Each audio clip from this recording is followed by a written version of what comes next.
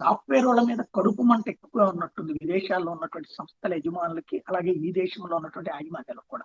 వాళ్ళకున్న సదుపాయాలని తగ్గించేసి వాళ్ళని చివరికి కేవలం ఒక కాంట్రాక్ట్ ఉద్యోగులుగా మార్చాలని కుట్రలు పన్నుతున్నట్టున్నారు. నిన్నగాక మొన్న మైక్రోసాఫ్ట్ వాళ్ళు వాళ్ళ ఉద్యోగుల్లో 40% మందికి ఇదే ముందు ఉద్యోగాలు తీసేసి ఆ తర్వాత అందులో 40% మందిని వెనక్కి పిలిచి వాళ్ళకి కేవలం కాంట్రాక్ట్ ఎంప్లాయీస్ గా ఇస్తాము, మిగతా సదుపాయాలు ఉండవని ఎట్లా చెప్పారు. ఇప్పుడు ఒరాకిల్ కూడా 30,000 మందిని తొలగించింది కదా, వాళ్ళల్లో 8,000 మందికి మళ్ళీ ఉద్యోగాలు ఇస్తాము అని చెప్తూ వాళ్ళు ఈ బెనిఫిట్స్ ఏమీ అడగకూడదు, 60% దాకా ఉన్నటువంటి బెనిఫిట్స్ ఏమీ అడగకూడదు, నెలవారీ ఇచ్చే జీతంతో సరిపుచ్చుకోవాలంటే అదే కారు అలవెన్స్ అనుకో, అదే హెల్త్ అలవెన్స్ అనుకో, అదే ఇంటి అలవెన్స్ అనుకో, ఏదైనా అదే అనుకో.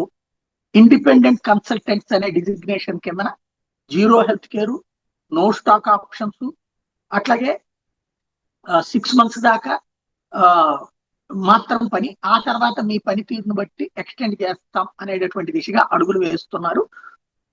ఇది ఒరాకిల్ కి సంబంధించినటువంటి వ్యవహారం అన్నమాట.